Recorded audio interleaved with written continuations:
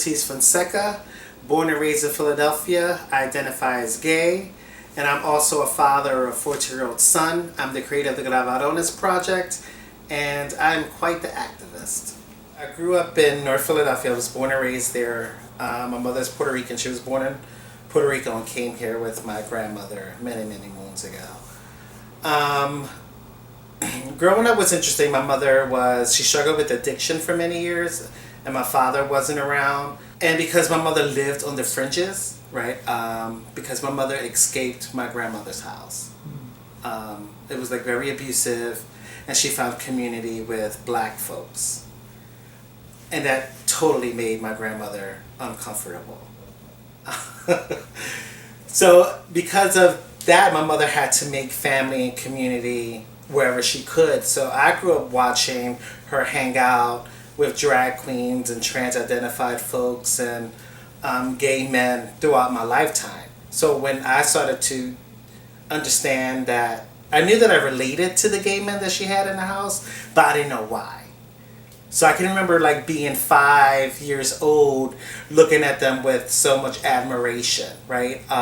Because they were like femme as hell, because it was the 80s, right? So everyone wore like rabbit tails. But I knew that I wanted some of that, but I didn't know exactly what it was that I wanted. I don't have a coming out story per se. Like I never had to sit my mother down and tell her I was gay. There were other parts of coming out, like when I decided that I wanted to date, right? Because I grew up, I'm the oldest boy, and I was the oldest boy out of the 7 boys.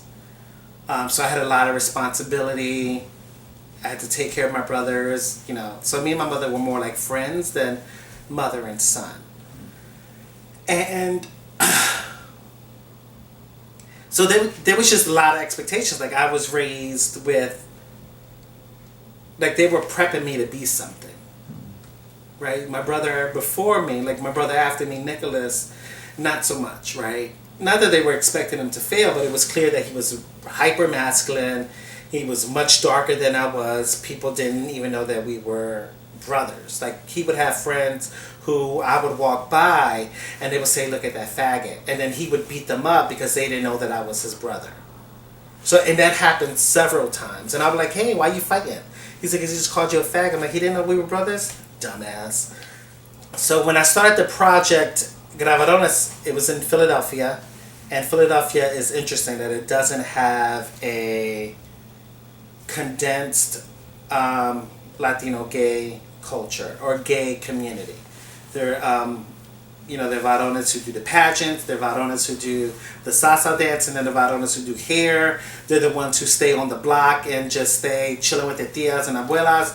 But there's not one space to find them, right? And I got exhausted with that. I had gotten so exhausted with that. And mainly because I had grew up so very black. So whenever I would go to Latin night, I always felt out of place. Like I would see Varones and Latino queers in the corner, and I would try to like fit in, but it was like even our cultural references were so different. I love Tina Marie and Stephanie Mills and BET, and they love Selena and Olga Tañón. So even when we split the hairs, like what we found funny was so different. And I had rejected that for so long. I said, whatever, because like I made them wrong for making me feel that I was wrong, right? But as I got older and wanted to find community and find ways to connect with people where I didn't have to exchange or discount a piece of who I was in order to exist in a space. But I knew that the way that Philadelphia was existing, that like having a Latin night was not going to be the only answer. And creating a space in the way that I've been taught as a nonprofit worker, people are not always going to come to that space. Because what I've learned doing this damn project is that you can get a whole bunch of Varones in a room by chance, and they'll breathe a sigh of relief like, oh, we need spaces like this. But people never know they need spaces like that until they're in spaces like that. So it's hard to say we're going to do this every Thursday because then people won't come.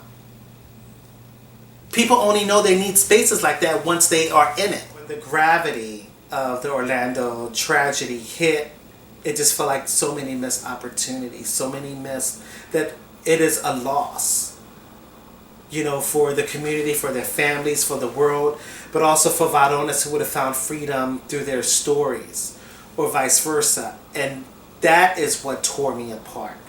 And also because there are going to be entire cliques that no longer exist. Right? The same way I found Varones on Grindr. On June 13th, people logged onto Grindr and there were faces on there they would never have seen again. Like, I would tell myself that you will be okay. I remember picking myself apart because people punish you when your parents struggle with addiction. I never felt bad about being gay. I never thought I was going to go to hell. Like, I had, you know, whatever my mother did to make sure that I never felt those things, I never felt and I never thought those things. And I grew up Mormon.